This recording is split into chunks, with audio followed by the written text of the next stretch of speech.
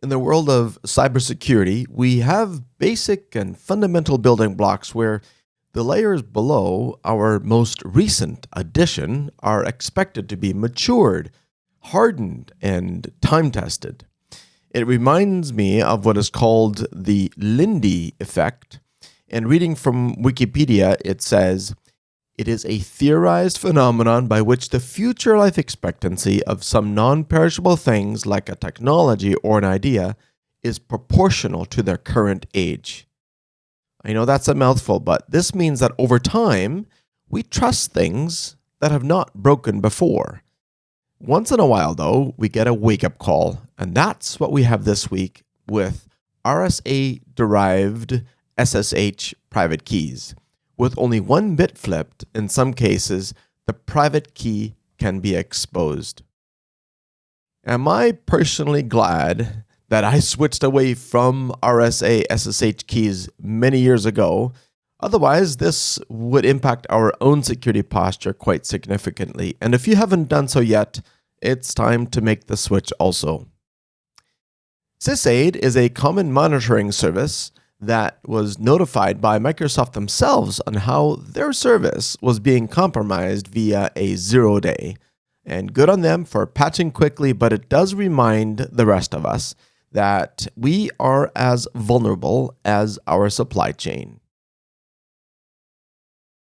Now, Sandworm is what we now have a story on how it disrupted the power in Ukraine using a novel attack. And it says here that the actor leveraged an optical disc, an ISO image, to execute a native micro-SCADA binary in a likely attempt to execute malicious control commands to switch off substations. Now, this just illustrates how important it is to isolate the management interface of any and all hypervisors.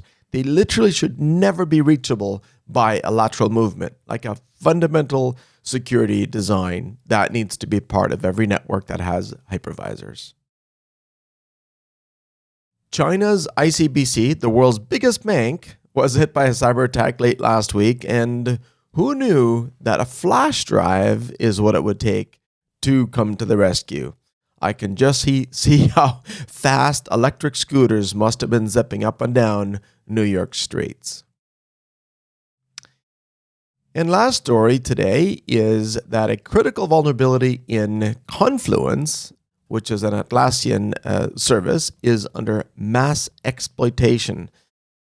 Atlassian's senior management is all but begging customers to take immediate action. Now, the impossible task of a software vendor that has a distributed client base with a self-installation base is that they rely on each client to patch themselves. And having a patch available is only the first step, and for the most part, all that the software vendor can do.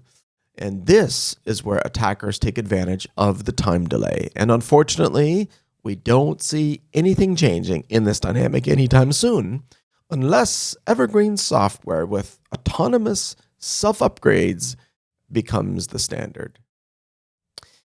And did you know you can get a real-life ad blocker by just using polarized sunglasses to block out those vertical monitored powered ads like this one? I just love it when we can win as individuals. Thanks for watching. See you again next week.